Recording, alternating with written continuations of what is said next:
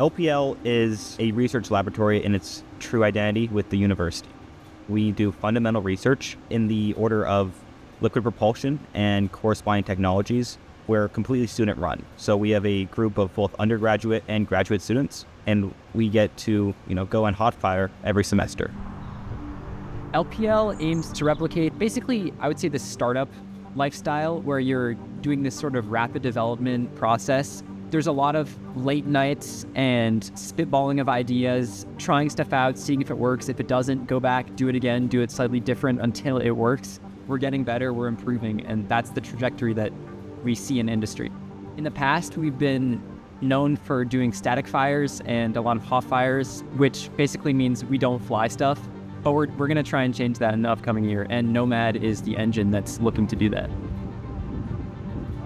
Nomad is a 675 pound force rocket engine. It is powered by kerosene, or in our case actually jet fuel, and liquid oxygen. It was 3D printed out of a nickel superalloy known as Inconel 718. It was printed out of two pieces. Those go together with some seals in between. We hook it up to our test stand and we fire. Our flight engine is for the Collegiate Propulsive Lander Challenge, a nonprofit organization challenging students to build a vehicle to go up to 150 feet, hover there, then come back down and land. So this is Hodor behind me. In simple terms, Hodor is a bipropellant feed system. Essentially what happens is this. Somebody builds an engine, like Nico builds Nomad, and gives it to us and says, I need X amount of mass flow and pressure to go into the engine. We say, okay, we need to build a system to do that. So what we have done is we've used pressurant, or inert gas, to drive both kerosene and liquid oxygen into the same engine and combust it as well. And we have fire. In 3, 2, 1, action. Yes!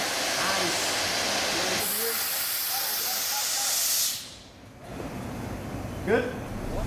One of the major focuses on this was to have something that is going to be robust and serviceable and modular, and really ease of use was a big focus in the design process. That's the main reason why this engine is in two pieces instead of one. If it's one piece, it's really easy because you don't have to seal anything, but the downside is that if anything goes wrong, you essentially have to scrap the entire thing. We had our critical design review, we had that in January, and since then it's been preparing for testing and then testing and finally making it out to the desert.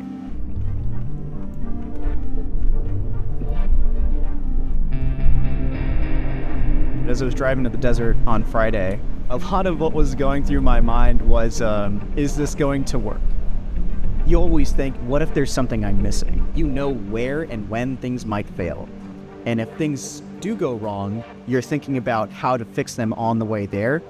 I think that's necessary, but it's a lot of insecurity in your system because it's the big day.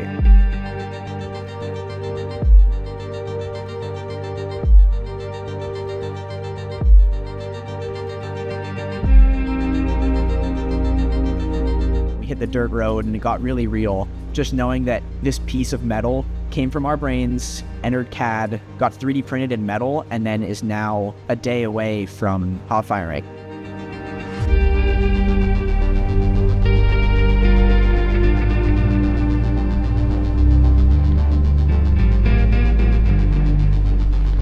When we get there, we want to test as much as possible throughout the day. So when we get to Hotfire, all it is plug things in and go. It was just all hands on deck immediately. So we wanted to be as prepared as we could be before lights out.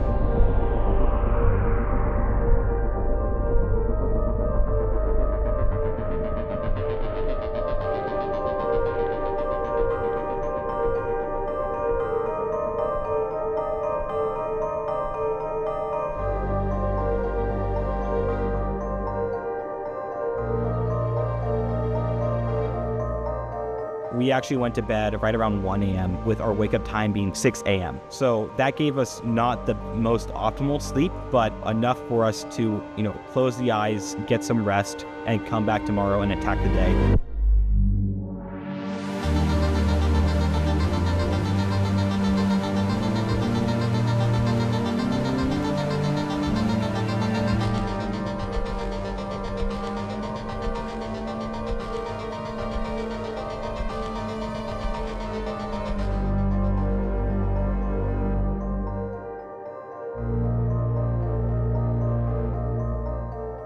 You usually aren't expected to get as much sleep as you would like to during those hot fire weekends. If the wind or cold doesn't wake you up, your nerves definitely will.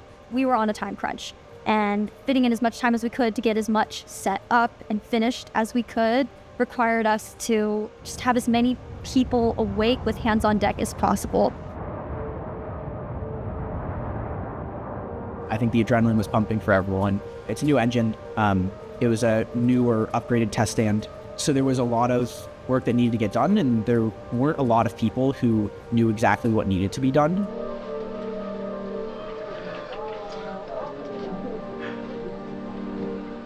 I was extremely excited to see the actual results of all the hard work I'd put in this semester come to life, but I was scared that this engine was either going to blow up or melt, or that our feed system wasn't going to deliver properly.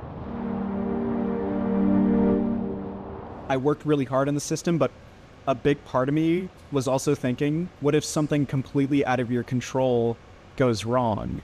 What then? Can you guys turn on all the cameras on pad MR? I don't think we're ever gonna hit like a state. Yeah, move to the abort. That's been a long time coming. And we're ready to go. Okay. Is there any calls we have to make? No, just announce on the radio. They have a radio. All right. Okay, guys, please be aware we're going to fire. Once the T-minus count began, I don't think a breath was taken in that control room. T-minus 10, 9, 8, 7, 6, 5, 4. I was just thinking, like, please don't blow up. Please don't blow up. 3, 2, 1, ignition.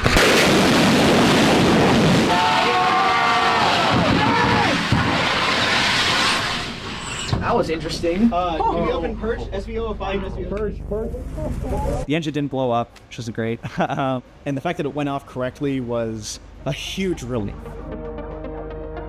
There's so much gratification and satisfaction that you get for seeing something that you worked on this hard actually just go off without a hitch. Pellet entries were really good, our timing was really good, and this is what a lot of our testing beforehand was working up to. All that hard work from all the teams and all the people who made this hot fire possible, everyone got to pat themselves on the back because we did it. All right, let's do another hot fire. I already know what we're Let's do another hot fire. 5, 4,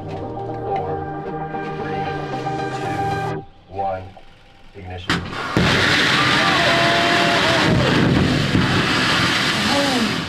That was a much harder start. That was really good. Yeah, right, here we go. Fire 1 was great. Fire 2, it was okay. Fire 2 had that hard start where we already had fuel in our lines, basically. And so there was a big boom at the beginning of that fire. I think we had a little bit of extra liquid oxygen in our lines for that second fire, so we saw our locks come in a little bit faster, and we should have waited for the pre-chill to boil off inside of our lines, but we didn't do that. We did that for the first fire, we didn't do it for the second fire.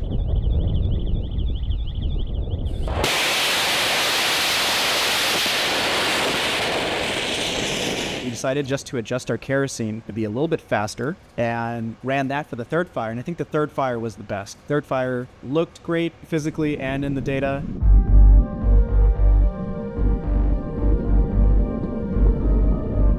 After Hotfire 3, I really wasn't sure we were going to do any more. We have a couple extra hours in the day. So we went for it. The teams were, again, very efficient.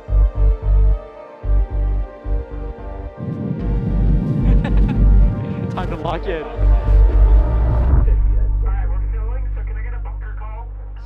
5, 4, 3, 2, 1, ignition.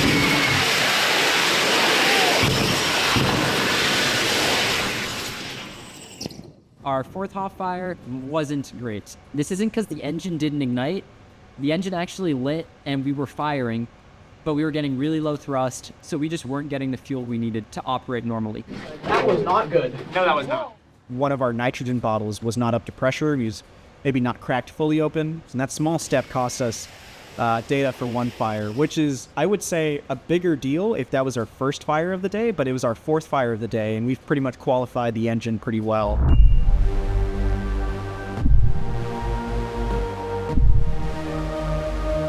We hot fired 4 times in one day, which had never been done in this lab before. It allowed us to get more data and get more flame. And it prepares us really well to start integrating this into a flight vehicle. 4 Hotfires in something like 6.5 hours is almost unheard of. So, this lab is awesome.